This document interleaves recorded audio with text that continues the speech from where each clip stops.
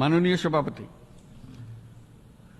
বহুমুখী সংকটে জর্জরিত বর্তমান বিশ্বে যুদ্ধ এবং সংঘাতের ফলে ব্যাপক ভিত্তিতে মানুষের অধিকার খর্ব হচ্ছে।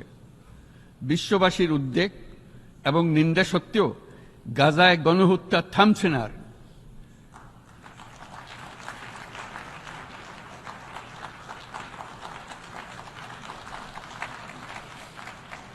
ফিলিস্তিনের মতো বিদ্যমান বাস্তবতা কেবল আরব কিংবা মুসলমানদের জন্যই উদ্বেগজনক নয়, বরং তা সমগ্র মানব জাতির জন্যই উদ্বেগের বিষয়।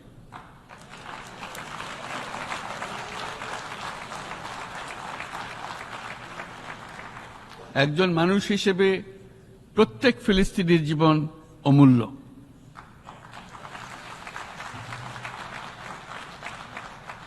ফিলিস্তিনের জনগণের বিরুদ্ধে যে মানবতা বিরোধী অপরাধ হচ্ছে তার জন্য সংশ্লিষ্ট সকলকে দায়বদ্ধ করতে হবে।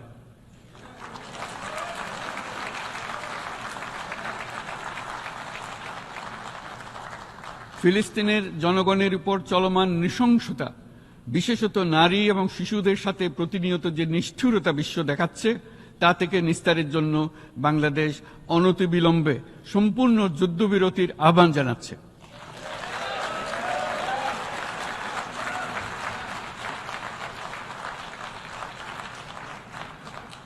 দ্বিরাষ্ট্রভিত্তিক সমাধানেই মধ্যপ্রাচ্যে টেকসই শান্তি আনতে পারবে।